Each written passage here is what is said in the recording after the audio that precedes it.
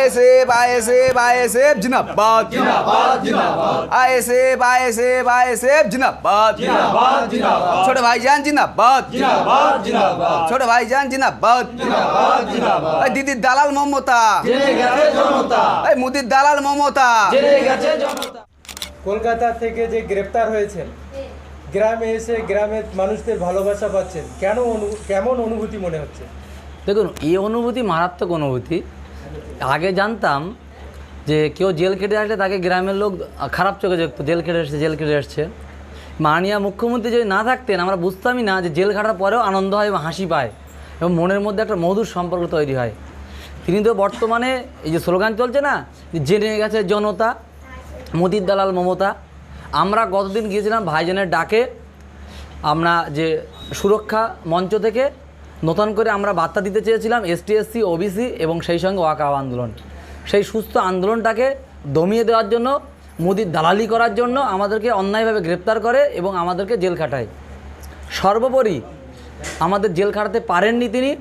কিছুক্ষণ পরেই অর্থাৎ একদিন পরে 24 ঘন্টার মধ্যেই মাননীয় কোর্টের সম্মানীয় বিচারপতি বিনা বন্ডে অর্থাৎ বিনা বন্ড একেবারে কেস তুলে দিয়ে আমাদেরকে জামিন দিয়ে মুক্তি করে দিলেন।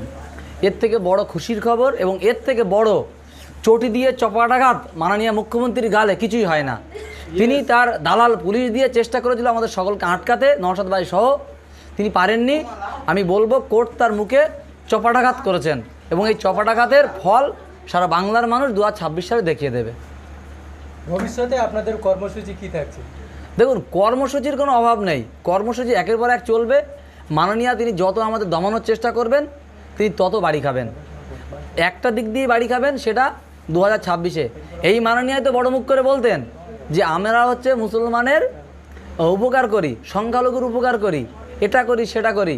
তিনি বারবার বলেছেন, তিনি আমাদেরকে অনেকবার তিনি ব্যাখ্যা করেছেন যে আমরা মুসলমান দরদি, আমরা হিন্দু দরদি। কিন্তু নয়, তিনি মুসলিম এবং হিন্দুর মধ্যে ভেদাভেদ সৃষ্টি করার চেষ্টা করেছেন, চেষ্টা করে বাংলাটাকে ক্ষতি করার চেষ্টা করেছেন। যদি তাই না হতো, গতদিন যে আমাদের আন্দোলন ছিল, সে আন্দোলন হচ্ছে কেন্দ্র সরকারের বিরুদ্ধে আন্দোলন। হঠাৎ কেন তার গাড়া জ্বালা করলো? আরে যদি আপনার নাম আত্মে যে আপনার গা জ্বালা করলো, তার মানে নিশ্চয়ই ডাল মে কুচ কালা হয়। সুতরাং বাংলার মানুষ বুঝিয়ে দেবে 2026 সালে।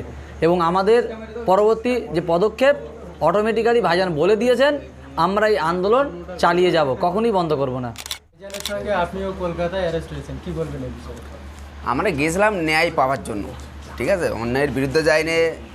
এই যেমন কিছুদিন আগে শোনা গেছিলো না যে মোটামুটি টিএমসি নেতারা সব জেল খেটে বার হচ্ছে, বড় বড় দাপতির নেতা ভয়তে পালিয়ে যাচ্ছে, ঠিক আছে। কিন্তু আমরা গিয়েছিলাম ন্যায় পাওয়ার জন্য, গরিব মানুষ অসহায় মানুষদের পেছনে দাঁড়ানোর জন্য। কারণ যেহেতু আমরা গিয়েছিলাম বিজেপির বিরুদ্ধে ওখানে মিটিংটা করতে, ঠিক আছে। কিন্তু এগেস্টে দেখলাম যে টিএমসি জেআরএ লেগে আছে, যেখানে বিজেপি 77টা বিধায়ক আছে, তাদের পেছনে কিন্তু দিদির ভয় লাগছে না। কিন্তু যেখানে আইএসএফ একটা বিধায়ক, আমাদের ছোটো ভাইজান যেখানে একটা বিধায়ক, এর এত ভয়ে মানে দিদি কাঁপছে যে মুখে বলা যাবে না। দিদি বুঝে গেছে যে 26-এ আমার পায়ের তলার মাটি নেই, আমার পায়ের তলার মাটিটা কেড়ে নিয়েছে।